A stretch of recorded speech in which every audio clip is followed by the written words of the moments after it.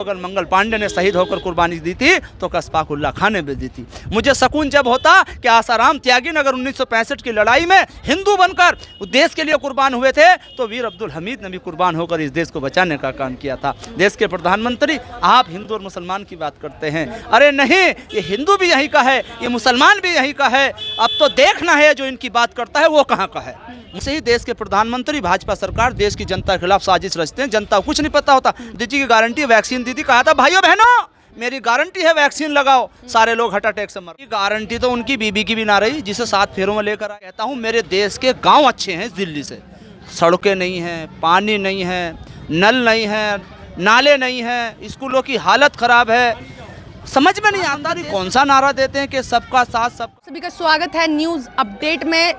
उत्तर पश्चिमी दिल्ली से इस बार जो प्रत्याशी आपके खड़े हैं कांग्रेस से, वो है डॉक्टर उदित राज जी। उसी को लेकर यहाँ पे आज नामांकन भी हो रहा है। कंजावला में इस वक्त हम मौजूद हैं। तमाम लोग जुड़े हुए हैं, इनसे पूछेंगे कि आखिर 10 साल में बदलाव हुआ है या नहीं हुआ, या सत्ता में ये लोग इस बार परिवर्तन चाहते हैं। क्या नाम हुआ सर आपका? मेरा नाम नज़ाकत अली है। सर, इस बार पश्चिमी दिल्ली से 2 लोग खड़े हो रहे हैं, एक भारतीय जनता पार्टी के योगेंद्र चंदोलिया और कांग्रेस से आपके डॉक्टर उदित राज। क्या लग रहा है, क्या माहौल है इस बार? देखिए, माहौल एकदम क्लियर है।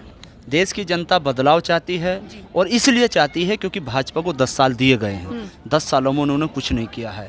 दिल्ली पश्चिम की डॉक्टर उदित राज जी भाजपा को उस टाइम लात मार कर आए थे जब लोग भाजपा में भाग रहे। उदित राज जी ने उस कुर्सी को पाना अच्छा नहीं समझा। देश हित में, जनता हित में भाजपा को लात मारी और देश को बचाने वाली, देश को चलाने वाली जो पार्टी उसमें आए और चुनाव लड़े। हार गए कोई बात नहीं है, जनता ने फिर 5 साल भाजपा को दिए। अब जो 5 साल दिए गए हैं, मैं दिल्ली की इस लोकसभा में घूम रहा हूँ। अगर दिल्ली ऐसी है, विकास है ये कह रहे मोदी की गारंटी है इस देश को विकास बनाने की। बिल्कुल गारंटी है। मैंने ना लगवाई थी, नहीं लगाई थी, मैंने नहीं लगवाई थी, कोई सा भी डोज नहीं। मुझे तो मोदी जी की किसी बात पे कोई यकीन ही नहीं था और है भी नहीं। अगर ये गारंटी है तो वो है कांग्रेस की। पोलियो की दवाई पिलाई, गारंटी है 50 साल हो गए, कोई उंगली उठा कर देख ले। पीलिया, चेचक और एक और चली थी कोई दवाई, वो बीमारी, इन सब की बीमारी की दवा जो बनी वो कांग्रेस के राज में बनी और आज भी चमकी। आज भी कोई उंगली उठाकर दिखा दे। और इनको तो जब ये शुरू हुई थी जब भी लोगों ने कहना शुरू कर दिया था, मगर भाई कुछ अंधभक्त थे, उन्होंने अंधभक्त होना एक अच्छी चीज़ है, मगर अंधभक्त होकर गोबर को गाजर का हलवा बताना ये गलत बात है। और जब बीमारी इतनी बढ़ रही थी तो लोगों को कहा गया कि वैक्सीन लगाइए, वैक्सीन से आपकी जान को खतरा नहीं होगा। लोगों ने वैक्सीन लगाई, फिर कुछ दिनों बाद ये खबरें मिलती है कि वैक्सीन जिसने लगाई है उसको कहीं ना कहीं हार्ट अटैक के चांसेस है। क्या कहेंगे फिर इस पर? देखिए, वो तो ऐसे है ना, नकली दवाई थी वो, क्योंकि उनसे कई सौ करोड़ रुपए चंदा लिया गया था ना। अब जब किसी से कमीशन लिया जाएगा, मतलब ठेकेदार से कोई काम करा जाएगा 100 रुपए का, और जब उससे कमीशन ले लेंगे 20 रुपए का, 80 रुपए के तो माल लगाएगा। तो दवाई कंपनी ने भी वही काम किया। दवाई कंपनी की कोई गलती नहीं है। अगर गलती है तो ये गिरफ्तार क्यों नहीं करते, कार्रवाई क्यों नहीं करते? हाँ, अगर ये कांग्रेस का राज होता तो ये ऐसे ड्रामा करते जैसे शादी किसी के घर में होती, बधाई ना देने के बाद मेरे किन्नर भाई ड्रामा करते हैं, ऐसे ये भाजपा सड़कों पर ड्रामा करती। मगर अब कोई ड्रामा नहीं, क्योंकि ये खुद चोर हैं। देश की जनता को बेवकूफ़ समझ रहे हैं। देश की जनता बेवकूफ़ नहीं है। बेवकूफ़ी का चश्मा आपने 10 साल लगाया, वो चश्मा उतर चुका है। अब देश में जो विकास की बात करेगा वही देश पर राज करेगा। तो वही तो ये बार बार कह रहे हैं कि इस बार मोदी की गारंटी, किसी ये नहीं कह रही कि भारतीय जनता पार्टी, खुद कह रहे कि मोदी की गारंटी है, आप हमें जितवाइए, 400 पार हम आएंगे, आपका देश का विकास करके जाएंगे। मोदी जी की कोई गारंटी नहीं है। उनकी गारंटी तो किसानों की भी नहीं रही, जो धन दुगने आय दुगने करने की बात, गारंटी तो वो भी नहीं रही। जिन्होंने 2 करोड़ रोजगार देने की बात, गारंटी तो वो भी नहीं रही। जो माँ बहनों की इज्जत की बात करी थी, उनकी गारंटी कोई गारंटी नहीं, उनकी सिर्फ बकवास है। हाँ, एक बात कहूँगा, झूठ को ऐसे सफाई तरीके से बोलते हैं, ऐसी सफाई से बोलते हैं कि वो झूठ भी सच नजर आने लगता है। जैसे एक आदमी गाय से बकरी खरीद कर चला, 4 रास्ते में लुटेरे मिले। उन लुटेरों ने कहा बकरी छीननी है, कि लूटनी नहीं, लूटेंगे तो मुकदमा दर्ज होगा, ऐसी ले लेंगे तो मुकदमा दर्ज नहीं होने का। वो चारों ने 6 लोग और बुलाए, 10 हो गए, 10 के 10 जगह खड़े हो गए। और उन्होंने उस बकरी वाले को कहा, चाचा राम राम, चाचा सलाम अने सलाम अने कुत्ता कितने का लाए? वो लाया था बकरी और उसे बता दिया कुत्ता। 1 ने कुत्ता, 2 ने कुत्ता, 3 ने कुत्ता, 4 ने कुत्ता। जब 5 ने कुत्ता बताया, चाचा ने कहा कि यार मैं कुत्ता ही तो ना ले आया, लेने गया था बकरी। 6ठे ने कुत्ता, 7वां ने कुत्ता, 8वें ने कुत्ता, 9वें ने कुत्ता। और जब 10वें ने कहा कि सारे फेल हो गए, कुत्ता नहीं मिला, बकरी नहीं मिली, तो दावत नहीं होने की। वो उसने दूर से कहा, देखिए उस बकरी वाले को पता नहीं कि तेरे खिलाफ साजिश हो रही है, वो तो चल रहा है जैसा उस बकरी वाले के खिलाफ। 10वें ने दूर से कहा चाचा राम राम, चाचा सलाम, यो कुत्ता कहाँ से लाए, कौन सी कंपनी का, एक हमें भी दिला दो। उसकी अकल इतनी खराब करी कि झूठ को सच साबित कर दिया और वो बकरी कुत्ता नजर आने लगे चाचा को। उनने कहा बेटे रोल मचाने की कोई जरूरत नहीं, इसे अपने घर ले जा। यानी कि झूठ इस सफाई से बोला कि वो बकरी कुत्ता बनाकर वापस। ऐसे देश के प्रधानमंत्री करते। देखिए मुझे बड़ा अफसोस होता है, देश के प्रधानमंत्री एक बड़ा सम्मानित पद है। उन्होंने राजस्थान में एक बयान दिया, मेरे आंसू आ गए। मैं स्वतंत्रता सेनानी का पोता हूँ, मेरे दादा ने इस देश को आज़ाद कराने के लिए 142 दिन दिए। मैं सरदार भगत सिंह, मंगल पांडे, अब्दुल हमीद और अशफाकुल्ला खां, तमाम वीर शहीदों को नमन और सलाम करता हूँ कि उनके देश में सिर्फ कुर्सी पाने के लिए देश के प्रधानमंत्री ने कहा कि इस देश में अगर भाजपा कांग्रेस की सरकार आई तो पहला जो संसाधनों पर हक हो मुसलमानों का होगा। देश के प्रधानमंत्री, ये भाषा आपके मुंह से अच्छी नहीं लगती।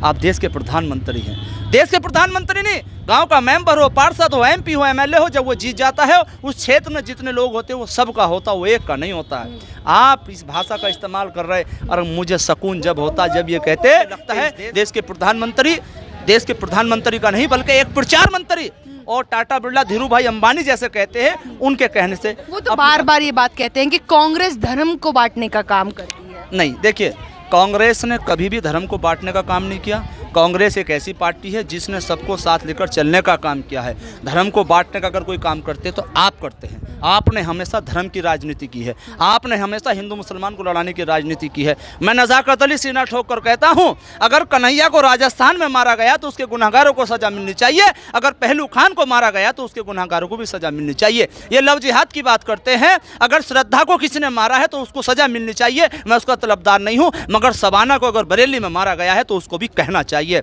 अगर किसी और मुस्लिम लड़का हिंदू लड़की को मारता है तो उसे भी सजा मिलनी चाहिए। मगर शामली में अगर खुशनुमा का कत्ल होता है तो उसके बारे में भी बोलना चाहिए। देश के प्रधानमंत्री आप हिंदू मुसलमानी, बल्कि मैं ये कहता हूँ ये कभी लव जिहाद की बात करते हैं, कभी ये किसी और की बात करते हैं, कभी पाकिस्तान की बात करते हैं। अब तो मैं कहता हूँ ये कुर्सी पाने का जिहाद इन्होंने चला दिया है। ये बेईमानी कराते हैं, ये हिंदू मुस्लिम की बात करते हैं, ये गीता कुरान की बात करते हैं, विकास की कोई बात नहीं करते।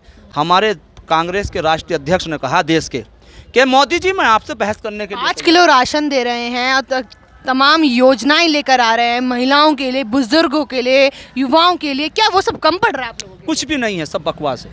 5 किलो राशन, एक घर में 2 आदमी है, 250 ग्राम सुबह का, 250 ग्राम शाम का, 1 किलो रोज का खत्म हो गया, 5 दिन में खत्म हो गया। शर्म आनी चाहिए। आप 5 किलो राशन पर कह रहे हैं कि हम 80 करोड़ों को 5 किलो राशन दे रहे हैं, तो आपने ये सिद्ध कर दिया है कि हमारे देश की जनता इतनी गरीबी और भूखमरी पे हो गई कि 5 किलो पर आश्रित है। और जनता भी 5 किलो अनाज लाइन में लगकर ऐसे लेती जैसे बड़ी भारी लूट पड़ रही है।